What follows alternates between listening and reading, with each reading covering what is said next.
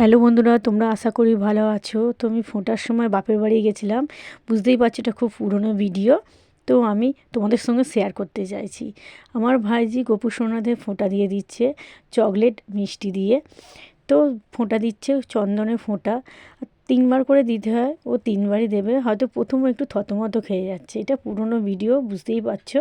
তো তোমাদের সঙ্গে শেয়ার করতে পেরে আমার খুব ভালো লাগছে। তো সাইডে প্রদীপ জেলে রেখেছে। ফোঁটা এমনই একটা জিনিস, ভাইদের ফোঁটা দেওয়ার জন্য অনেক দূর দূর থেকে যেতে হয়। তো আমরা গেছি, তার ফলে আমার গোপু সোনাদের নিয়ে গেছি। আমার ভাইজি বললো গোপু সোনাদেরও ফোঁটা দিয়ে দিই। তো গোপু সোনাদের নিশ্চয় ভালো লাগছে আমার ভাইজির কাছে ফোঁটা নিয়ে।